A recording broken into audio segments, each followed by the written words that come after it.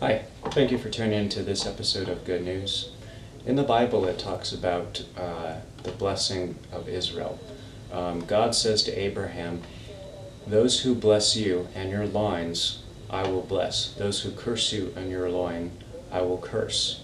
So, for the last few years, I believe that America has been in kind of a tipsy situation with our ally Israel. And one of the things that has happened due to our kind of backing and distancing away is I believe that we were going into a really bad time in this country.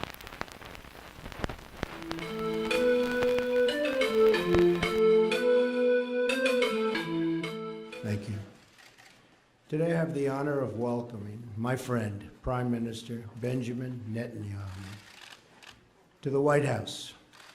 With this visit, the United States again reaffirms our unbreakable bond with our cherished ally, Israel.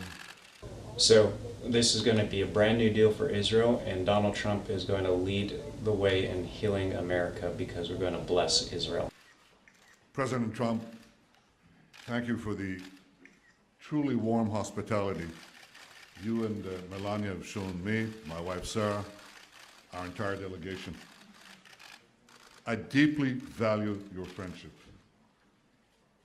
To me, to the State of Israel, it was so clearly evident in the words you just spoke. Israel has no better ally than the United States. And I want to assure you, the United States has no better ally than Israel. Have you seen Bibi smile this big in years? I haven't. This is setting up to be something big. I think they both have something planned. I'd like to see you hold back on settlements for a little bit. We'll work something out, but I would like to see a deal be made. I think a deal will be made. I know that every president would like to. Most of them have not started till late because they never thought it was possible. And it wasn't possible because they didn't do it. But Bibi and I have known each other a long time. A smart man, great negotiator, and I think we're going to make a deal. It might be a bigger and better deal than people in this room even understand. That's a possibility. So let's see what we do. Let's try it. So right there, he said that it's going to be a bigger and better deal than anybody can truly understand in this room.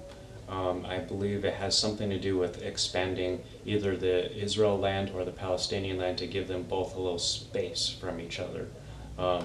So this is good news. Thank you. So I'm looking at two state and one state, and I like the one that both parties like.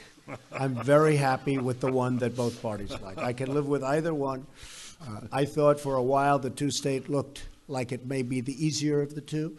But honestly, if Bibi and if the Palestinians, if Israel and the Palestinians are happy, I'm happy with the one they like the best. As far as the embassy moving to Jerusalem, I'd love to see that happen. We're looking at it very, very strongly. We're looking at it with great care, believe me. And we'll see what happens, okay? So right here, we can see that now U.S. policy is moving away from the two-state policy to even maybe the two-state policy, but definitely maybe not. And right then and there, Trump is ready to solidify the land of Israel for the Jews by moving the embassy to Jerusalem. New ideas on how to reinstate them and how to move peace forward. And I believe that the great opportunity for peace comes from a regional approach, from involving our newfound Arab partners in the pursuit of a broader peace and peace with the Palestinians. And I greatly look forward to discussing this in detail with you, Mr. President, because I think that if we work together, we have a shot. And we have been discussing that, and it is something that is very different, hasn't been discussed before, and it's actually a much bigger deal, a much more important deal in a sense. It would take in many, many countries, and it would cover a very large territory. So I didn't know you were going to be mentioning that, but that's now that you did. I think it's a terrific thing. And I think we have some pretty good cooperation from people that in the past would never, ever have even thought about doing this. So we'll see how that works out. Okay? So new Arab partners are thinking of cooperating with Israel, which is really big. I believe there's prophecies in Isaiah saying how this is going to happen. But the bigger part is how Trump talked about territory, expanding a territory or involving more territory from other nations. This could be a pretty big deal. Katie from Town Hall. Where's Katie? Right there. Katie? Thank you, Mr. President. You said in your earlier remarks that both sides will have to make compromises when it comes to a peace deal. You mentioned a halt on settlements. Can you lay out a few more specific compromises that you have in mind, both for the Israelis and for the Palestinians? And Mr. Prime Minister, what expectations do you have from the new administration about how to either amend the Iran nuclear agreement or how to dismantle it altogether, and how to overall work with the new administration to combat Iran's increased aggression, not only in the last couple of months, but the past couple of years as well? It's actually an interesting question. I think that the Israelis are going to have to show some flexibility, which is hard. It's hard to do. They're going to have to show the fact that they really want to make a deal. I think our new concept that we've been discussing actually for a while is something that allows them to show more flexibility than they have in the past, because you have a lot bigger canvas to play with. And I think they'll do that. I think they very much would like to make a deal, or I wouldn't be happy and I wouldn't be here and I wouldn't be as optimistic as I am. I really think I can tell you from the standpoint of Bibi and from the standpoint of Israel, I really believe they want to make a deal and they'd like to see the big deal. So both Bibi and Trump are pretty happy, it seems like, and right then and there you heard Trump use the word canvas, a larger canvas. I believe that there's going to be some kind of territory readjusting to give both the Jews and Palestinians more space. We'll see what happens, but I'm definitely excited about this.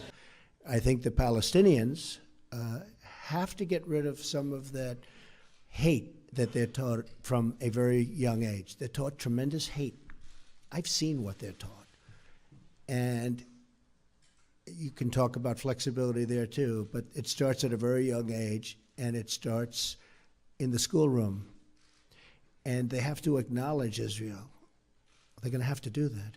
There's no way a deal can be made if they're not ready to acknowledge a very, very great and important country. And I think they're going to be willing to do that also. But now I also believe we're going to have, Katie, other players at a very high level, and I think it might make it easier on both the Palestinians and Israel to get something done. Okay? Thank you. Very interesting question. Thank you. He's talking about Palestinians need to eliminate the hate. If they can't do it, then I believe that Israel is going to look very, very much better in this deal. The Israelites don't want to destroy Palestine. They just want peace. And this sounds like is going to be more of a bigger territory than both sides get to play with. Preventing Iran from getting nuclear weapons, something that President Trump and I think are deeply committed to do. And we are obviously going to discuss that. I think beyond that, President Trump has led a very important effort in the past few weeks. Just coming into the presidency, he pointed out there are violations, Iranian violations on ballistic missile tests. By the way, these ballistic missiles are inscribed in Hebrew. Israel must be destroyed. The Iranian Foreign Minister Zarif said, well, our ballistic missiles are not intended against any country. No, they write on the missile in Hebrew, Israel must be destroyed. So challenging Iran on its violations of ballistic missiles, imposing sanctions on Hezbollah, preventing them, making them pay for the terrorism that they foment throughout the Middle East and beyond, well beyond.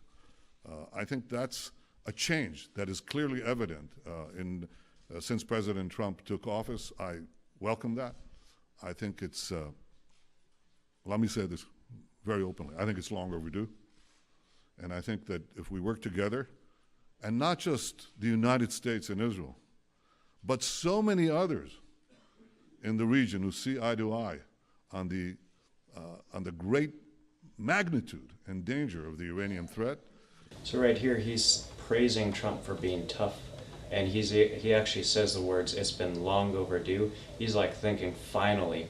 And the other part of this, I think, is very, very interesting, is he talks about the inscriptions of the ICBMs that hit Israel. It's very, very clear that Iran's goal is to take out Israel, not with just a nuclear missile, but with a nuclear arsenal. They want to make a lot of bombs. So this is a very, very clear point to make. We need to express this clearly to Westerners and help them realize that Tehran is not necessarily a victim here, but they're actually the number one funder of terrorism in the Middle East. And they also make it very, very clear when they write on their ICBMs who they want to destroy. Now, thank you for watching Good News. This is very, very good news because if we bless Israel, we're going to receive a huge reward for this and a healing of our land. As you can see, with the left and the right, there is a lot of turmoil that we could use some help with. Thank you for watching. Bye.